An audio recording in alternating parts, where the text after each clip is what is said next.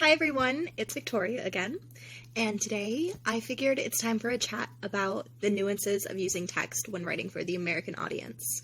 So yes, this is going to be a video about tolerance. Over the last few years, there's really been a huge push towards diversity and inclusion in web content in the US, and through all forms of content, whether it be through videos, text advertisements, web comics, and even photography, in any of these things. And one thing that's become crucial when working with an American target audience is to use inclusive and non-gendered language. So one might say, Victoria, my product doesn't have anything to do with race or gender or age or sexual orientation, so why should I waste my time dealing with this? Then that's understandable, but that's what I'm here to talk to you about today. We need to understand that people have become very responsive towards language in any business area, and it's very important to figure out what you could say that would risk offending your customers. For example, one time a client approached us and she wanted us to write an article for her on how diversity and inclusion is a trend nowadays in the workplace and how we can take advantage of that trend. And I saw the brief, and it was for an American audience, and I thought, oh no. Someone from an American audience is bound to get very, very offended by this, because diversity is not a trend. It is something that should be permanent and moving forward from here on out in the workplace. And I wrote to her and I said, we need to change the title of this, such as how to incorporate diversity in your workplace and how to foster an inclusive environment, rather than calling it a trend and saying that we need to take advantage of it.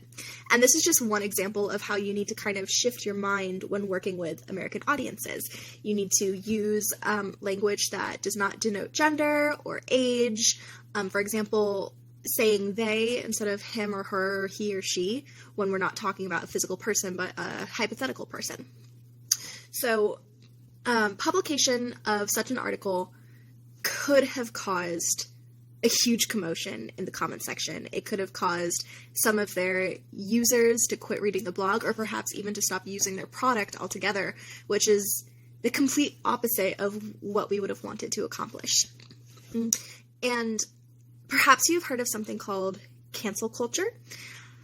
I'm not really a fan of the name of this phenomenon, but I'll kind of give you an insight through one example.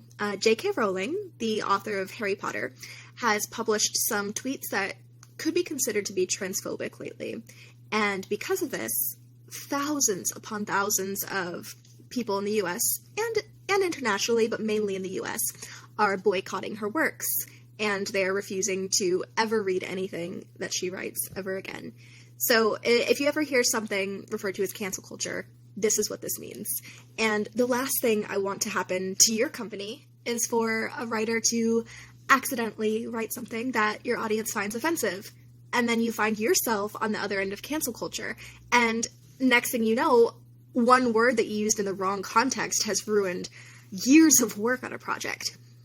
So I think that's about all the time I have for today, but the main takeaway that I want you to have is just work with, doesn't have to be a copywriter, but at the very least a proofreader or an editor who is familiar with American cancel culture. And not just that, but that they have a passion for using inclusive language, and that they really take a diverse audience into account when creating or editing content. So if you have any experience with this, please share with us, and we'd love to take a look and interact with you about this. And I'd be happy to answer any questions you might have in my next video.